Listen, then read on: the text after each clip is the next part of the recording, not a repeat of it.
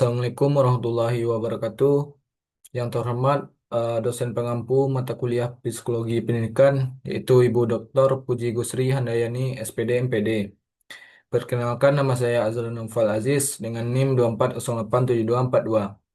Baiklah, di sini saya akan mempresentasikan hasil tugas akhir saya mengenai peranan bakat dalam belajar. Setiap orang memiliki bakat berbeda-beda. Bakat merupakan kemampuan alami yang sudah ada sejak lahir, namun dapat berkembang melalui latihan. Dalam proses belajar, bakat memegang peranan yang sangat penting karena dapat menjadi fondasi untuk mencapai prestasi dan kesuksesan. Nah, pada materi ini saya mengusung tema Ayo jadikan bakat sebagai jalan untuk mencapai tujuan belajarmu. Temukan, kembangkan, dan manfaatkan. Maksud dari tema yang saya ambil di sini itu mengajak siswa atau pembaca untuk menyadari bahwa bakat dapat menjadi kunci utama dalam mencapai keberhasilan belajar.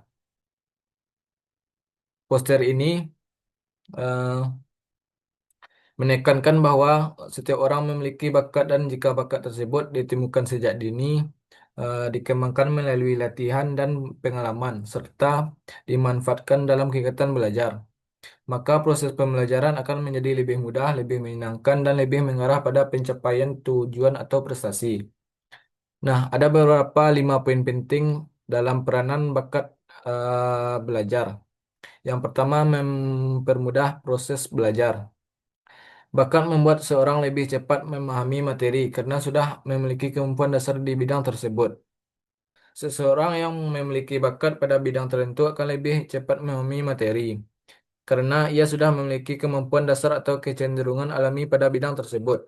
Misalnya, siswa yang berbakat matematika biasanya lebih mudah memahami konsep angka, logika, dan pola. Dengan demikian, proses belajarnya menjadi lebih ringan dan efisien. Peranan yang kedua itu meningkatkan motivasi. Ketika belajar sesuai bakat, siswa lebih bersemangat, tidak mudah bosan, dan merasa proses belajar lebih menyenangkan. Ketika seorang belajar sesuai bakatnya, ia akan merasa lebih bersemangat dan tidak cepat bosan. Proses belajar menjadi lebih menyenangkan dan penuh antusiasme. Contohnya, siswa yang berbakat seni biasanya merasa bahagia ketika menggambar atau membuat karya. Perasaan positif ini membuat motivasi belajar meningkat secara alami. Selanjutnya, peranan bakat yang ketiga, mendorong prestasi. Bakat yang dikembangkan dengan latihan terarah dapat menghasilkan prestasi yang lebih tinggi dibandingkan bidang yang tidak diamati.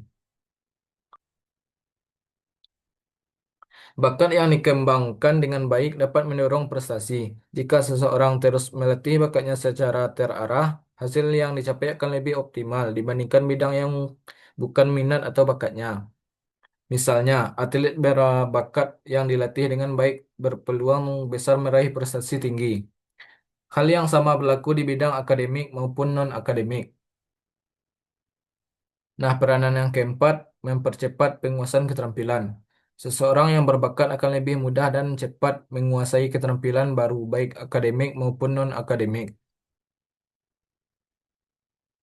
Bakat juga berperan dalam mempercepat penguasaan keterampilan. Orang yang berbakat cenderung lebih menguasai kemampuan baru, baik dalam akademik maupun non-akademik. Contohnya, siswa yang berbakat musik dapat dengan cepat mempelajari alat musik baru atau memahami notasi karena kemampuan dasarnya sudah terbentuk. Nah, peranan yang terakhir membantu menentukan arah pendidikan dan karir. Mengetahui bakat sejak dini membantu memilih jurusan, kegiatan, atau profesi yang sesuai potensi.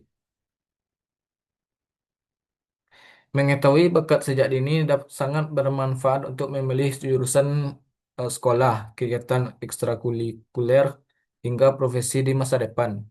Dengan memahami bakat, seseorang dapat menghindari pilihan yang tidak sesuai potensinya dan lebih fokus pada jalur yang dapat mengembangkan diri secara maksimal. Nah, dari kesimpulan yang saya buat ini, dapat ditarik kesimpulan sebagai bakat berperan penting dalam mempermudah proses belajar, meningkatkan motivasi, mendorong prestasi, mempercepat penguasaan keterampilan, serta membantu menentukan arah pendidikan dan karir. Oleh karena itu, Mari kita kenali bakat kita masing-masing, mengembangkannya dan memanfaatkannya untuk mencapai tujuan belajar dan masa depan yang lebih baik. Baik, sekian dari hasil presentasi dari saya. Apabila ada kekurangan dari hasil poster saya bikin ini, saya mohon maaf dan apabila ada salah kata dari saya mohon maaf juga. Saya akhiri. Wassalamualaikum warahmatullahi wabarakatuh.